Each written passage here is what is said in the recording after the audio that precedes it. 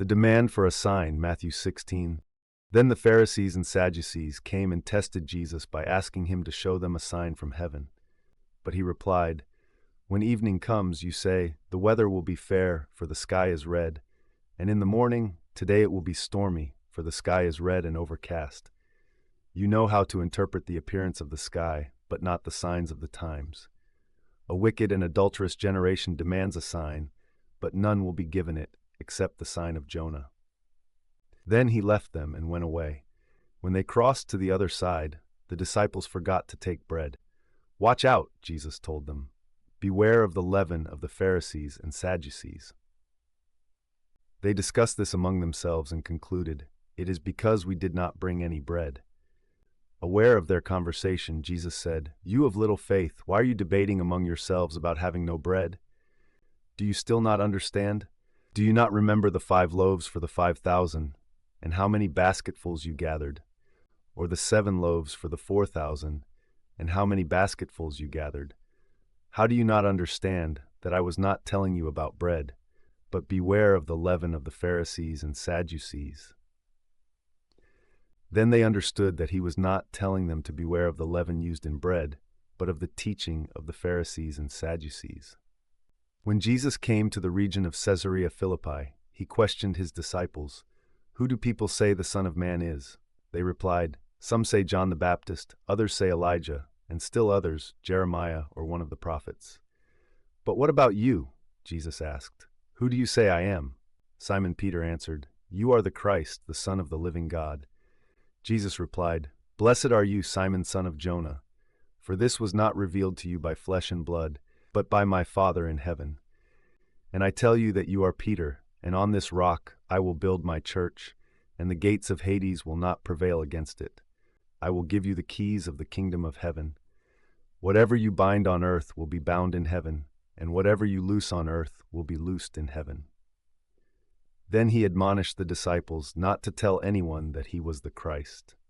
From that time on, Jesus began to show his disciples that he must go to Jerusalem and suffer many things at the hands of the elders, chief priests, and scribes, and that he must be killed and on the 3rd day be raised to life. Peter took him aside and began to rebuke him. "Far be it from you, Lord," he said. "This shall never happen to you." But Jesus turned and said to Peter, "Get behind me, Satan. You are a stumbling block to me, for you do not have in mind the things of God, but the things of men." Then Jesus told his disciples, "If anyone wants to come after me, he must deny himself and take up his cross and follow me. For whoever wants to save his life will lose it, but whoever loses his life for my sake will find it. What will it profit a man if he gains the whole world, yet forfeits his soul? Or what can a man give in exchange for his soul? For the Son of Man will come in his Father's glory with his angels, and then he will repay each one according to what he has done. Truly I tell you, some who are standing here will not taste death before they see the Son of Man coming in his kingdom." The Transfiguration, Matthew 17. After 6 days, Jesus took with him Peter, James, and John, the brother of James, and led them up a high mountain by themselves. There he was transfigured before them. His face shone like the sun, and his clothes became as white as the light. Suddenly Moses and Elijah appeared before them, talking with Jesus. Peter said to Jesus, "Lord, it is good for us to be here. If you wish, I will put up 3 shelters, one for you, one for Moses, and one for Elijah." While Peter was still speaking, a bright cloud enveloped them, and a voice from the cloud said, "This is my beloved Son, in whom I am well pleased. Listen to him." When the disciples heard this, they fell face down in terror. Then Jesus came over and touched them. "Get up," he said. "Do not be afraid." And when they looked up, they saw no one except Jesus. As they were coming down the mountain, Jesus commanded them, "Do not tell anyone about this vision until the Son of Man has been raised from the dead." The disciples asked him, "Why then do the scribes say that Elijah must come first?" Jesus replied, "Elijah does indeed come, and he will restore all things. But I tell you that Elijah has already come, and they did not recognize him, but have done to him whatever they wished.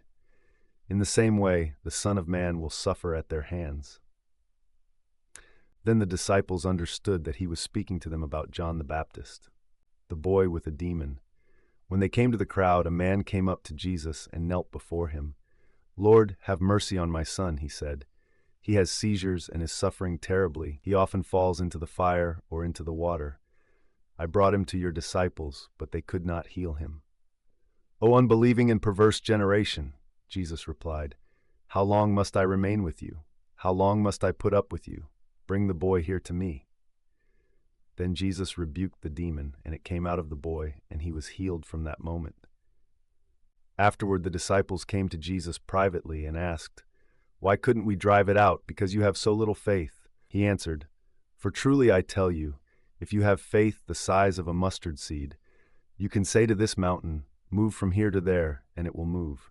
Nothing will be impossible for you." When they gathered together in Galilee, Jesus told them, "The Son of Man is about to be delivered into the hands of men. They will kill him, and on the third day he will be raised to life." And the disciples were deeply grieved. The temple tax.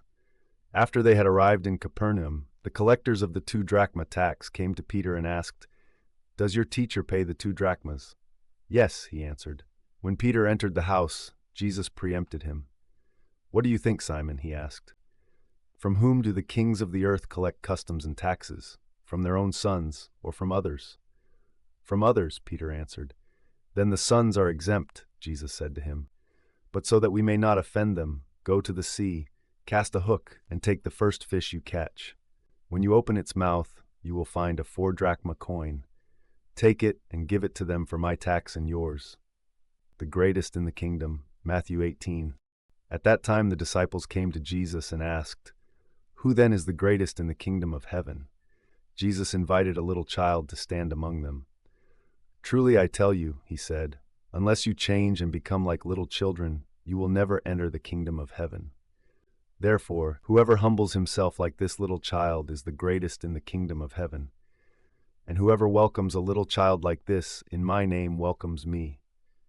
But if anyone causes one of these little ones who believe in me to stumble, it would be better for him to have a large millstone hung around his neck and to be drowned in the depths of the sea.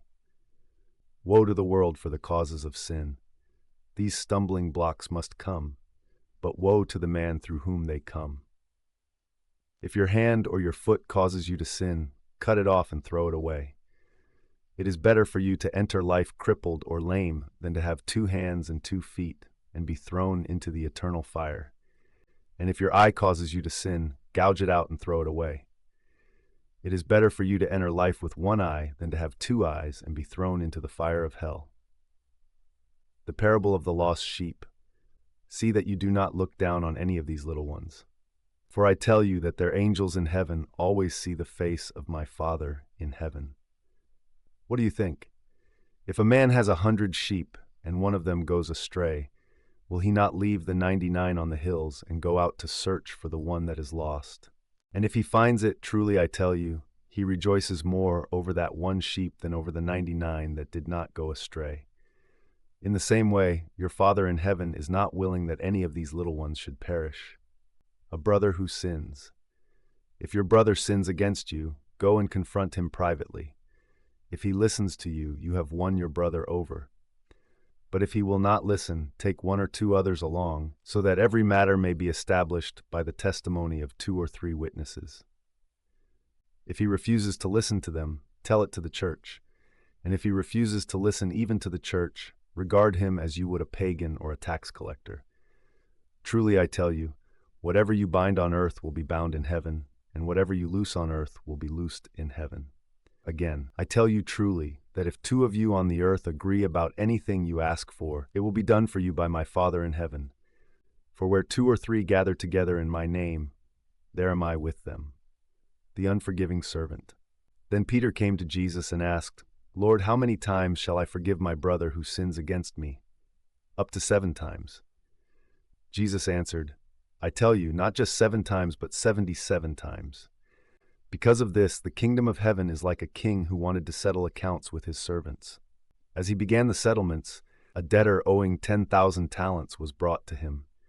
Since the man was unable to pay, the master ordered that he be sold to pay his debt, along with his wife and children and everything he owned. Then the servant fell on his knees before him. Have patience with me, he begged, and I will pay back everything." His master had compassion on him, forgave his debt, and released him. But when that servant went out, he found one of his fellow servants who owed him 100 denarii.